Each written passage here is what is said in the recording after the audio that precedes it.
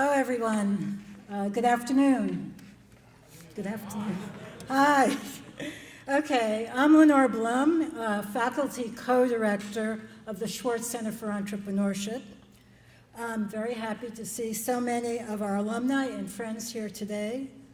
Let me add my welcome to all of you. I would also like to especially thank again our sponsors, Latham & Watkins and Oracle. So thank you again. At Carnegie Mellon, I wear many hats. One is professor of computer science, and I'm excited that a number of our companies you will hear from today are spin-offs of the Robotics Institute of the School of Computer Science. I'm also founding director of Project Olympus, our Pittsburgh campus incubator program, and so I'm really excited to join forces with Ravi Thomas from the Silicon Valley campus and the new Silicon Valley Venture Bridge you just heard about. Olympus has been catalytic for the booming Pittsburgh high-tech economy, which is receiving a lot of buzz these days. In fact, since its inception, Olympus startups have received over $300 million in follow-on funding, not coming to the center, but to the startups themselves, and not including 11 acquisitions. And many SBIR grants, which I'm very happy to say, about half of which have women in the lead roles. I'm also founder of the Women at SCS program in the School of Computer Science. And so it makes me particularly excited to let you know that this year, 49% of our new computer science majors at Carnegie Mellon are women. And this is up a notch from last year. So here we are. So you can imagine, I was somewhat surprised coming from the School of Computer Science, where women are now so rarely a minority in anything we do, that out here at this event, we are once again the exception. I think I speak for all of us and for the School of Computer Science when I say we are determined to lead change here, not just in Pittsburgh, but across the industry.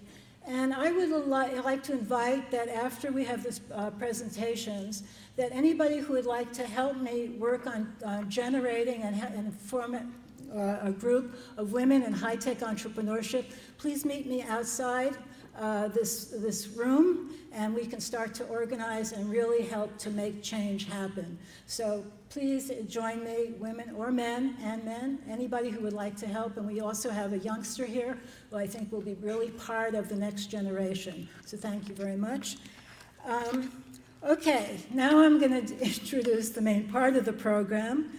I am, first of all, very pleased to introduce an outstanding roster of speakers and companies, starting with my colleague and Swartz Center faculty co-director, John Cagan, who also wears many hats. John, where are you? Okay, John is George Tallman and Florence Barrett Ladd Professor in Engineering in the Department of Mechanical Engineering. He's also Associate Dean, College of Engineering, and co-director of the Integrated Innovation Institute. So you can see Carnegie Mellon works us all to the bone. John's research focuses on design methods, theory, and practice, including computational synthesis, cognitive-based design, and interdisciplinary product development. His other area of focus is in user-centered design and integrated product development practice. John's work has evolved from a synergistic relationship with industry, having worked with a variety of small and large companies, including Apple, HP, Procter & Gamble, Respironics, Alcoa, General Motors, Whirlpool, Red Zone Robotics, and Bayer Material Science, among others. When do you have time to teach? John. He has also served as an expert witness for intellectual property litigation. John will tell us about ARM, the new Advanced Robotics Manufacturing Institute at Carnegie Mellon. Welcome, my colleague, John. Hello, everyone. It's great to see such a large group, and I actually want to thank really Lenore and Dave for building everything that is around us. Without them, we wouldn't have the entrepreneurial activities that we have at Carnegie Mellon. So I personally, as a faculty member and now administrator, appreciate everything they've done, and I'm honored to be able to be involved with them. So I have multiple hats, as Lenore said, and the hat that I'm here with today, right now, is as Associate Dean for the College of Engineering. I'm actually not involved with ARM, but I wanted to talk to you about that because I think it's a really exciting initiative that has been led by Carnegie Mellon, and it's because of that we're presenting it to you today, and many of you, I think, will be interested. And once again, I have to figure out, I guess, the big green button, right, Dave? All right, so ARM is the Advanced Robotics for Manufacturing Institute, and it's an institute that's goal is to lead the creation of opportunities in U.S. manufacturing for productivity and growth through innovations and education in the robotics and general automation area. Otherwise said, it's an independent corporation led by CMU that leverages Pittsburgh's robotic coolness. So it's a very interesting and exciting opportunity, and for many of you, whether you're VCs or whether you're large companies or whether you're startups, this is something that if you're interested in this space, you should be a part of. So the mission of ARM is to, again, assert U.S. leadership in advanced manufacturing. And part of that approach is to lower the technical and operational and economic barriers for companies to adopt robotic technologies. A lot of the focus is on creating IP. And as I'll mention to you later, people own their own IP, but everybody who's a member is able to license that IP. Part of it is also to empower American workers to be cost competitive with low-wage competitors abroad, and also to aid in the creation and the sustenance of valuable new jobs in the U.S. So you can see on this map a lot of dots, which I'm not going to go into, but these are all the different members of ARM right now. And what's interesting is it's a combination of industry, university, government, and nonprofits. But there's over 231 partners right now, but I think what's most important for you is over 30 of them are startups. And I'll explain to you in a little while why every startup here should be involved with that activity, because it won't cost you what you think it'll cost you. So the way it works is the members of the Institute basically create a roadmap. And through that roadmap, they have RFPs for different projects, seed projects. And those projects then are determined by a committee, and then research and development is done, and intellectual property will result. And again, from that intellectual property, the goal is to have integrative and derivative solutions. And so from that, we hope manufacturing jobs. So when you think about the whole scope, you can see on the outside sort of the core applications. There's 5 of them, some aerospace, electronics, textile, composites, and automotive. And then from the cross-cutting themes, it's really looking at different aspects from cybersecurity, software, repositories, open source, et cetera. You can take a look at the ones in green there. And then you get down to the technologies itself, and they cut across all of those, everything from human-robotic interaction, verification issues, security issues, mobility issues. So these are all the different themes that eventually lead to the mission of ARM. So this was created with an $80 million grant from the government, coupled with another $173 million from its members. And that's both contributions, cash contributions, and in kind.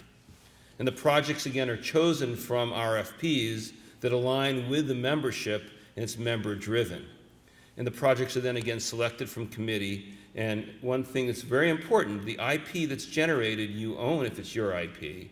But everybody who's a member is able to license it at fair market value. And so that gives opportunity for disseminating the different IP. What's the value for members? Well, it's a great network, broad membership from a variety of different sources. You influence the roadmap by being a member, which leads, we hope, to have a very strong impact in terms of robotics and automation in the US. Also the notion of scale-up. Because of the people with existing operations, it's a way to help leverage scale-up. And again, it gives you an opportunity to lead and participate in a variety of products.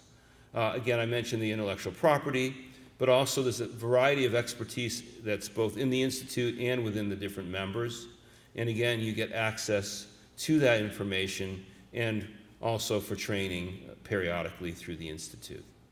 So what's it going to cost?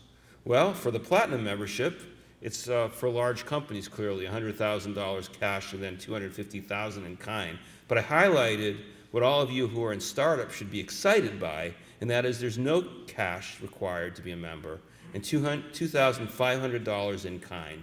And what that really means is the time that you take to go to the meetings is your in-kind contribution. And it's a real opportunity for startups to then leverage and be a part of and take advantage of this opportunity. As I said, there's over 30 startups involved right now.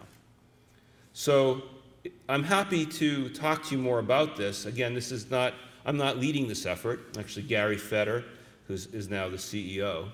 But I'm certainly happy to get you in touch with him or others. But the other thing you can do is just go to the website and there'll be contact information. It's a very exciting initiative, again, through the leadership of Carnegie Mellon.